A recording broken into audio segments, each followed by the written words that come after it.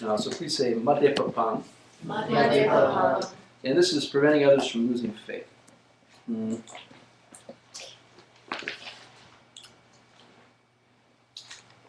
Mm. Master Shantideva talks about a lot of behavioral things that could turn people off from the Dharma. But it's kind of straightforward, like, don't be a slob. Represent yourself well as a bodhisattva so that others don't lose faith in you or the path, right? Because of the way you're acting. He says,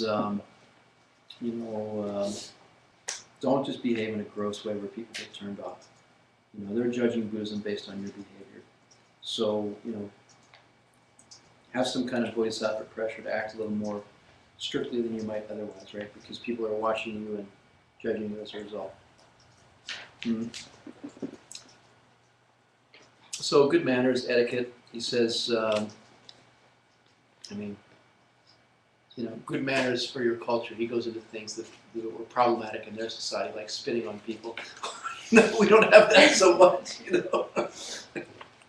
But it's also like just being polite as you go around. When you're getting on the bus, don't cut in front of somebody. Let them go in front of you.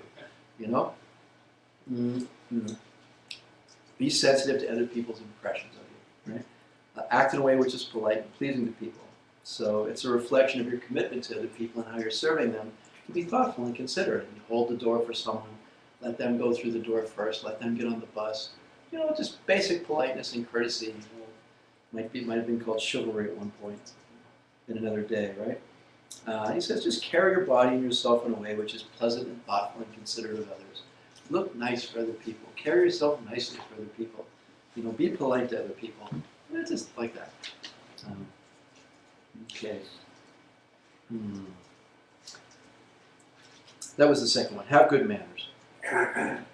Okay. When you interact with other people, be polite. Have good manners. Third one. Yell away kunchus. Go to sleep properly. In a nice way. I don't know why. Lie on your right side as the Buddha did. And the Buddha passed into his parinirvana, right? I hear that dreaming is better on the right side, and I couldn't figure out why. When the Buddha passed into nirvana, his hand under his cheek and left foot on top of the right, lying on his right side. So, it's auspicious to try to sleep that way. It's going to be hard to sleep that way. You're probably not going to do it the whole night. A little tossing and turning going on, right? And especially think of something virtuous as you fall asleep. Think that you're going to sleep so that you can rest this body to wake up to help other beings in the morning. Think some kind of bodhisattva thoughts, some kind of virtuous thoughts. I need to get to sleep. I need to rest so that I can wake up and do virtue and help as many people as possible in the morning. I'm going to get up tomorrow and do some kind of incredible, great virtue and help everyone I come in contact with, right? So, you can think, it's very typical in the scriptures, both in the open and secret teachings, to think as you're falling asleep, that you're falling asleep with your Lama. You can imagine that you're putting your head in your Lama's lap, that they're there, and that you place your head in their lap as you're falling asleep, and they're looking after you and taking care of you. All right, and that's a very nice way to fall asleep. Some kind of feeling of devotion towards your Lama, some kind of feeling of love towards your Lama, like that. So outwardly, you can think you're putting your head in your Lama's lap, and you're lying down in the same way that the Buddha did, and inwardly you're thinking some virtuous thoughts about helping people and doing virtue. Okay. You think about all the good qualities of your Lama as you're falling asleep. That's another great thing to do. And when you think of them, you're supposed to think of them in an ideal form. Like they were in their youth, not as they are now with bald spot and glasses and a pot belly or whatever, right? Whatever it might be, missing a few teeth, whatever, right? So think of them in whatever ideal form you can imagine. Beautiful form, beautiful body, no defects, right? So, something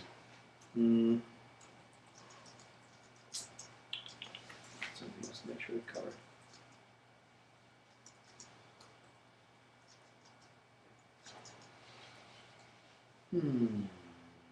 The other thing that Master Shanti makes, the other thing that they make a point of is saying that you know, when you visualize your Lama, you should be thinking about them as being like the Buddhas themselves, and you know, if you're visualizing them, don't be shy about thinking of them that way. You know, see them in beautiful clothes and jewels and exquisite raiment and garb, and like in paradise, you know, like you're in paradise already or something, you know, with everything that you would have there.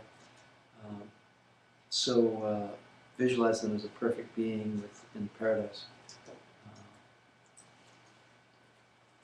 So the last point that they make is that you know, your Lama that you, as you laying down and going to sleep, remember that they're representative of the Buddhas, all the Buddhas of all four corners of the universe appearing in that form. And they are the culmination of all the virtue in your world and the manifestation of culmination and manifestation of all the virtue in your world. If that makes sense. They are the focal point of all of the virtue in your world manifesting. So if I say it that way, right? And so that when you're thinking of them, and relating to them, you should be relating like that. That this is the essence of all of the virtue in my world right now. This is the expression of the highest virtue in my world right now. This is the expression of the highest virtue that exists for me right now, right? And don't be shy about it. You know, don't relate to them in some ordinary way or some limited way, because you know, if there's some hesitation about thinking like that and acting like that, then you won't get any powerful results, because it's a limited karma. So that's what we're supposed to be doing. Have that kind of devotion and see the Lama that way as a fully enlightened being.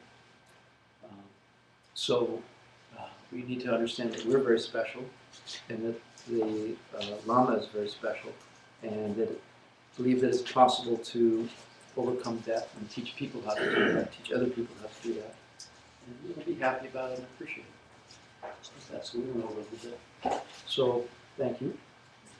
Thus concludes the Course 10 material, except for the review class next week. Thanks for teaching. Thank you. Please continue. Please stay.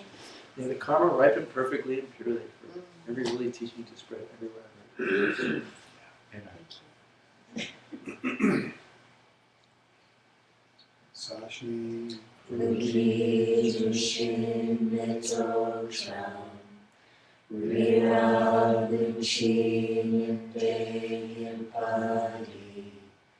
Sange Chindu Vite Uwagi Doku Namda Shima Chuparsho Iranguru Ratna Mandala Kamya Sayami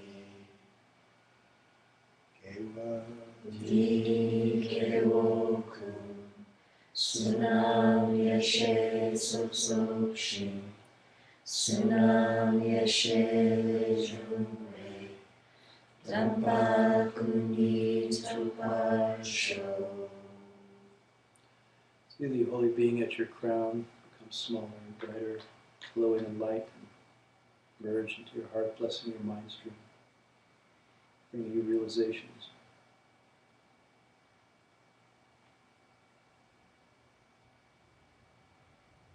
By the power of the goodness that we've done here, may every suffering immediately come to an end. May every being instantly find themselves in paradise for all eternity.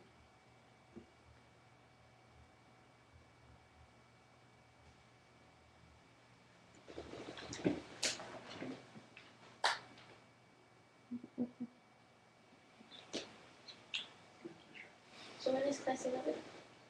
Good question. I don't know. Please teach class 11. Please teach us. So, We'll take a break if you need it. well, Just let me. yeah. My circumstance is that we're going to be moving at the end of June.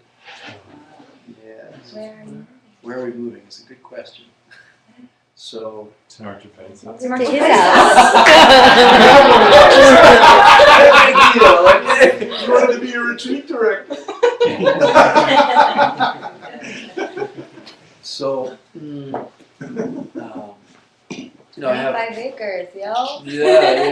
So, Do you Yeah. need help?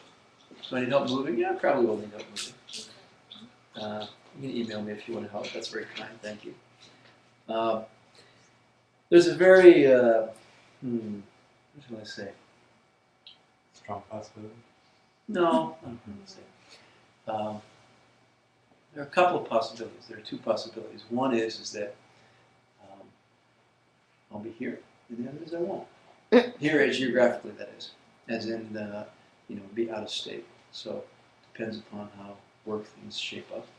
I have two very interesting opportunities, and becomes a question of which one ripens in which way, and then I have to choose, and we shall see.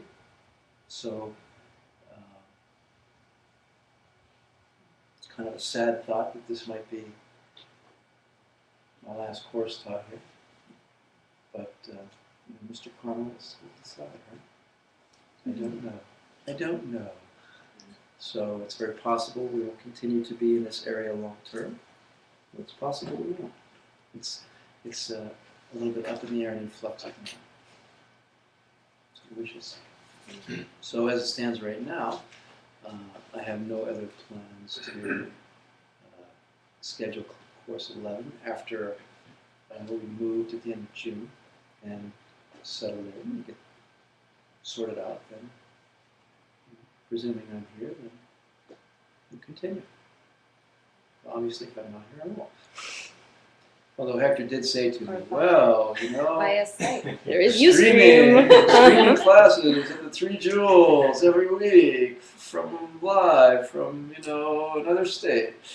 So we'll see. I have to send a technical representative to meet me. Do it. You can do it. Anyway, so anyway, yeah, it's a great blessing to be here with you all. I'm very honored and very privileged. And I pray that we may all continue this path together to complete happiness and greatness. Thank you. Yeah, my pleasure. See you next week. Yeah. Or not. As things work out, right? As I said to my wife, we go through life with the illusion of certainty. But in fact, it is just that. You never know what tomorrow brings in any case, even if we have a lot of apparent stability in our life. So that's it. It's like a shirt. Like the shirt, that's it, right? Exactly, Bruce. Do we Yeah. prostrate tonight? Do we prostrate tonight? If you can review class.